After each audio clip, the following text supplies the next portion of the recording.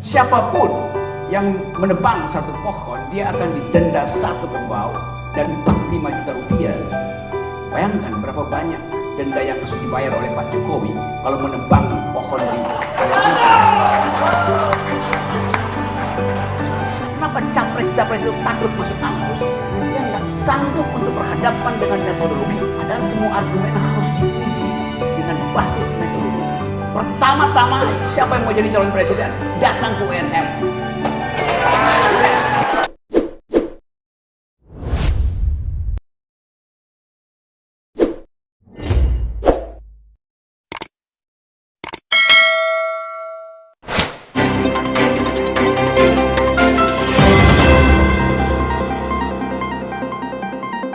Audio Jungle.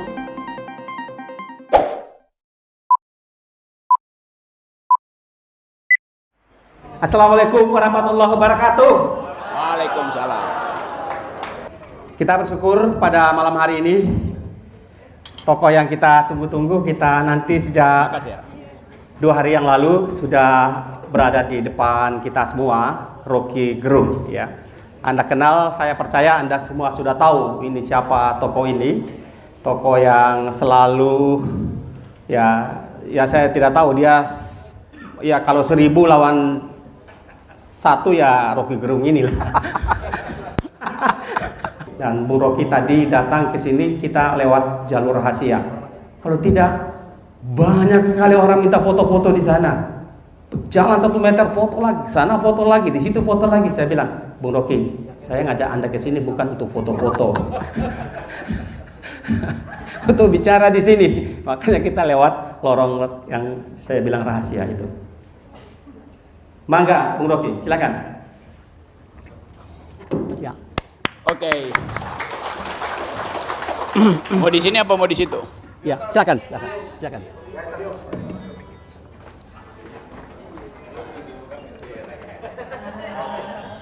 Oke. Ya. Oke, terima kasih Hasirin Sitepu. Saya mulai dengan hal yang sangat spesifik diterangkan tadi oleh Bro Has, yaitu kehidupan kita yang di satu pihak diatur oleh hukum negara, hukum publik, di pihak lain diasuh oleh hukum adat. Itu ide yang bagus tuh. Diatur oleh hukum negara tetapi diasuh oleh hukum adat. Jadi hal itu yang membuat kita merasa bahwa kita sebetulnya adalah makhluk budaya, bukan sekedar warga negara. Kalau kita warga negara, kita hanya berselisih di bidang public law, tetapi kita lupa bahwa ada dimensi lain dari manusia yang memungkinkan dia punya aspirasi. Jadi kalau hukum negara membatalkan hak masyarakat adat untuk beraspirasi, maka negara itu tidak paham tentang watak kebudayaan bangsa ini. Itu intinya. Jadi kalau tadi diterangkan bahwa siapapun yang menebang satu pohon, dia akan didenda 1 kerbau dan 45 juta rupiah. Bayangkan berapa banyak denda yang harus dibayar oleh Pak Jokowi kalau menebang pohon di Kalimantan.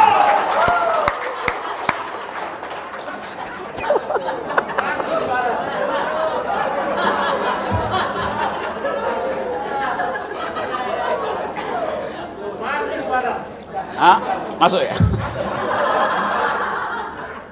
Itu poinnya. Ini cuma Kalimantan. Kalau saya pindah dari Kalimantan ke Papua. Ini Sulawesi Selatan loh. Oke, nanti saya balik ke Sulawesi Selatan. Saya nggak ada keraguan dengan kecerdasan masyarakat Sulawesi Selatan. Sekali. Waktu universitas ini masih bernama IKIP, ibu saya belajar di sini. Wow. Dan Anda tahu, di dalam hukum hereditas, pewarisan, kecerdasan itu diwariskan oleh ibu kepada anaknya. Jadi ibu selalu mewariskan kecerdasan. Mengapa begitu? Hanya melalui rahim ibu, generasi diteruskan. Hanya melalui air susu ibu, kecerdasan diaktifkan. Jadi kita ditumbuhkan untuk menjadi manusia oleh seorang perempuan. Itu dasarnya kenapa kita menyebutkan ibu bumi, Mother Earth. Karena dari situ kita tumbuh itu. Laki-laki tentu punya sumbangan, yaitu menyemprotkan sperma. Tapi setelah itu selesai. Dia nggak mungkin memberi protein susu pada si bayi. Dia nggak mungkin mengetahui kecemasan si bayi. Ibu tahu kecemasan si bayi. Tanpa seorang psikolog, ibu tahu. Suhu bayi dan suhu ibu itu mirip. Kalau bayinya masih di dalam rahim, tidak perlu ada USG. Karena suhu bayi pasti sama dengan suhu ibu. Detak jantung bayi pasti sama dengan detak jantung ibu. Tapi teknologi kemudian mengintervensi rahim ibu. Sehingga seolah-olah kalau nggak ada ginekolog di situ, atau nggak ada ahli radiologi, nggak mampu untuk mendeteksi pergerakan bayi. Padahal dalam hukum adat kita tahu bahwa ibu melahirkan secara natural. Jadi saya cuma mau mengembalikan itu pada bagian yang diprovokasi dengan bagus oleh Hasairin Sitepu tadi. Itu tentang adab, tentang budaya. Saya balik tadi bahwa saya nggak ada keraguan dengan kecerdasan masyarakat Sulawesi Selatan. Karena itu, mari kita kampanyekan makan ikan. Bukan menghafal nama-nama ikan.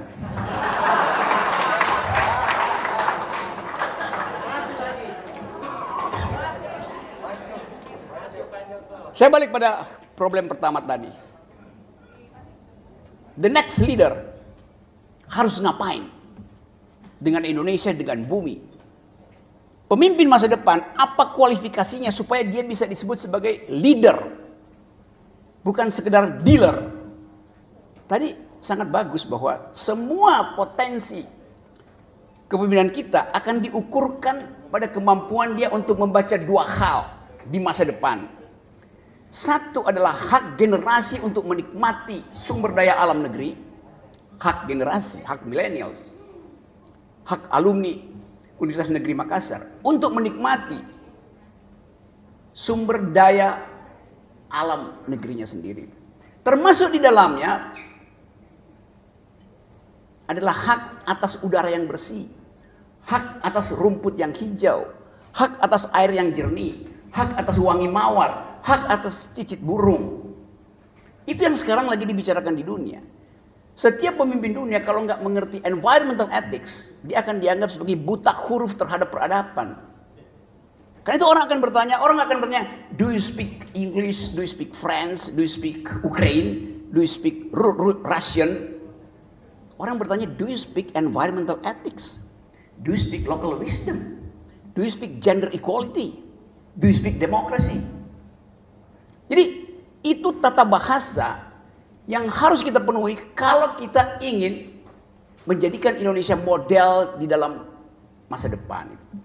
Kita akan dilirik kalau presiden kita di masa depan akan mengatakan I do speak environmental ethics. Oleh karena itu aku tidak ingin memindahkan ibu kota yang akan merusak lingkungan. Itu dasarnya. Kalau kita pakai ukuran global tuh. Jadi kira-kira itu intinya. Saya balik lagi pada soal tadi, environment tadi. Papua, tadi saya di Kalimantan, melewati Sulawesi Selatan, lalu melangkah ke Papua. Papua itu tutupan hutannya 30 juta hektar hutan. 80% adalah hutan tropis. Saya hafal karena saya orang hutan. Di 37 juta hektar hutan di Papua, 20 jenis pohon. Ada 160 ribuan jenis serangga. Ada 6.000 jenis mamalia. Dan ada 500 masyarakat adat. Sekarang Omnibus Law akan dipakai di situ demi yang disebut food estate. Berapa ratus jenis spesies yang akan hilang. Berapa ribu pohon yang akan ditebang. Berapa ribu ulat yang akan kehilangan tempat dia bermukim di kaki pohon. Berapa ribu cacing yang akan diangkat dari habitat aslinya. Berapa ribu burung yang tidak mampu lagi bersarang. Itu pertanyaan politis, bukan sekedar pertanyaan etis. Politik apa yang menyebabkan Omnibus Law itu memaksakan untuk merusak alam Papua? Namanya politik akumulasi. Padahal di dunia ini, seluruh pemenang Nobel dalam 20 tahun terakhir ini tidak lagi bicara tentang akumulasi, tapi tentang distribusi, tentang kesejahteraan, welfare. Dan itu yang kita baca di semua jurnal internasional. Tadi saya baru baca tulisan di Foreign Affairs. Saya beli di airport, selama penerbangan saya baca satu upaya untuk mengembalikan ingatan bahwa ilmu yang disebut public policy sebetulnya diawali dengan keinginan untuk menginjeksi anggaran agar supaya ada growth. Jadi pertumbuhan itu fungsi dari anggaran. Kalau kita nggak punya anggaran, kita nggak bisa bertumbuh secara ekonomi itu. Itu dalil kuno yang sebetulnya dipakai oleh para ekonom pada waktu itu untuk membackup kepentingan dari yang sekarang kita sebut sebagai oligarki, yang dulu di dalam pertarungan gagasan antara Cambridge School dan Chicago School menimbulkan diskusi yang dahsyat tentang fungsi pemerintah. Apakah fungsi pemerintah itu adalah injeksikan anggaran supaya terjadi distribusi, atau jangan lakukan sesuatu terhadap pasar supaya pasar itu tumbuh dengan sendirinya? Yang biasa kita kenal debat antara liberal dan libertarian, antara John Maynard Keynes, Keynesian Economics, dengan orang semacam Austrian School yang bermarkas di Chicago. Kita tahu itu dulu. Debat makroekonomi antara kutub Cambridge dan kutub Chicago. Sekarang dua-duanya lenyap. Karena tadi problem environment. Gak ada gunanya berdebat kalau setiap kali habis berdebat ada pohon yang dipangkas untuk kepentingan infrastruktur. Saya mau mengingatkan ini karena seluruh dunia sedang menyoroti soal ini, bahwa pemimpin ke depan kita minta supaya bisa melindungi warga negara dan warga hutan. Kita nggak bisa tunggu misalnya pemerintah keluarin statement bahwa oke, kita menunda carbon trading atau zero emission itu sampai 2060. Nggak bisa. Walaupun itu negosiasi politik. Dan sekarang negonya gagal karena ada perang di Ukraina. Maka semua negara menghentikan investasi di bidang green economy. Karena semuanya siap-siap untuk perang. Jadi bagian ini yang hendak kita soroti. Supaya kalau kita kampanye nanti, siapapun yang mau jadi presiden, do they speak environmental ethics? Do they speak green economy? Kita nggak lihat ada perdebatan intelektual di antara capres-capres itu. Yang kita lihat adalah orang main TikTok. Capresnya TikTok. Apa isi otaknya? Balihonya segede-gede tower Universitas Negeri Makassar. Segede itu balihonya, otaknya seupil. Karena nggak ada bunyi. Proposisi intelektual nggak ada dari situ. Coba sebut satu capres yang ngomong tentang hutan di Papua. Satu capres yang ngomong tentang bagaimana bangsa ini diasuh oleh hukum publik, tapi juga harus menghormati hukum adat. Nggak ada capres begitu. Yang ada calon capres, yaitu Hasairin Sitepu.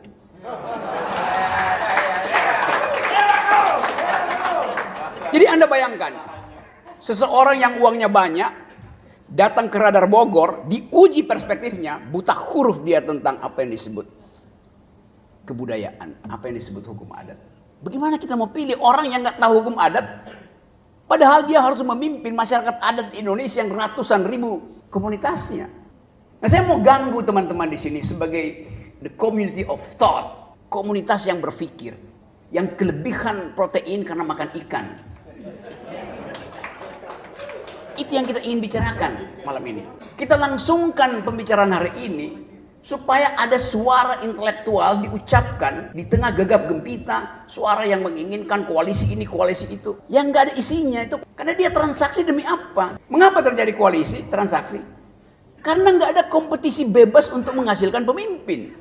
Dikunci dengan teori 20% itu. Karena itu kita ingin nolkan itu, bukan nolkan, nihilkan itu. Supaya ada kompetisi itu.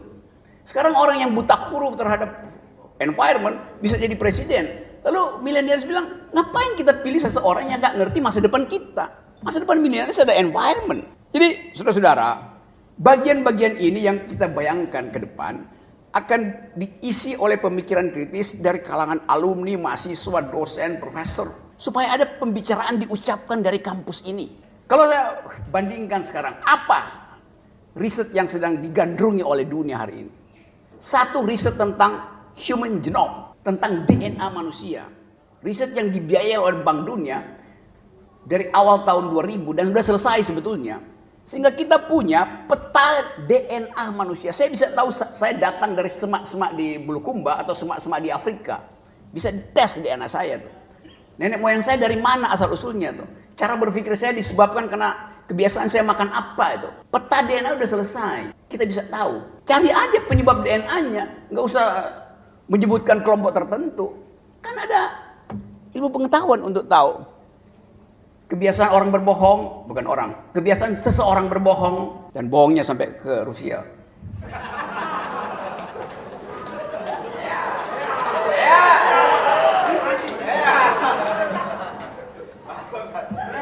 Bisa kita cari asal usul DNA-nya.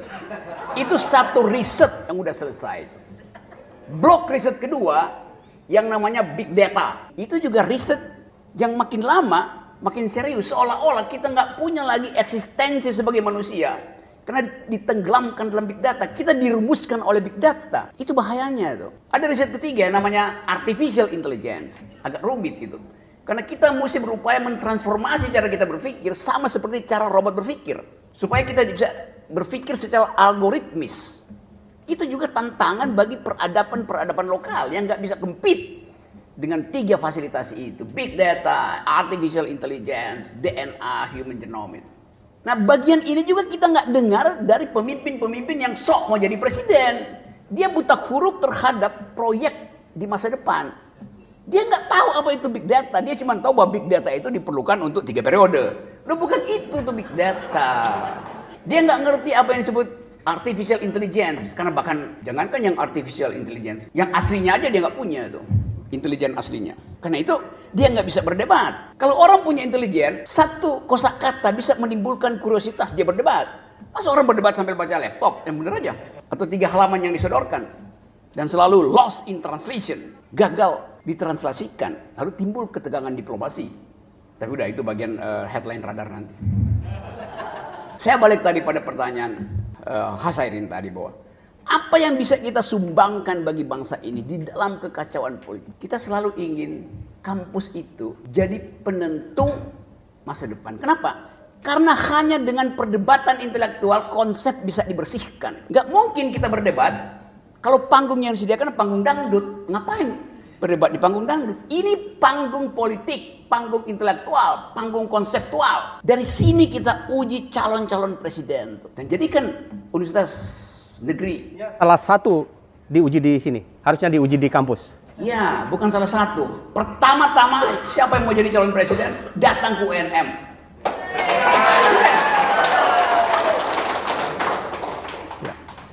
Dan debat bisa dimulai dari sekarang, nggak usah tunggu jadwal KPU. Ngapain KPU ngurus-ngurus debat orang? KPU itu panitia teknis untuk siapkan kotak pemilu, bukan mengurusin debat.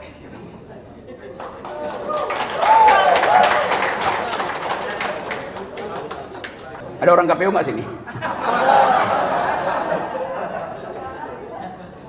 Nah saya ingin supaya tradisi ini dibuka tuh. Di Amerika seorang calon presiden pertama kali debatnya tuh di universitas, biasanya di lapangan basket, ngobrol dia terus ditanya, dihajar di situ. Jadi kenapa orang takut? Kenapa capres-capres itu takut masuk kampus? Karena dia nggak sanggup untuk berhadapan dengan metodologi. Padahal semua argumen harus diuji dengan basis metodologi. Jadi saya gembira setiap kali saya ada di sini, setiap kali saya bertemu dengan kampus, ada cahaya yang hendak dihidupkan dari kampus.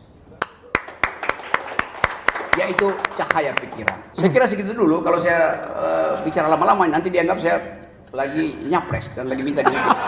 Makasih.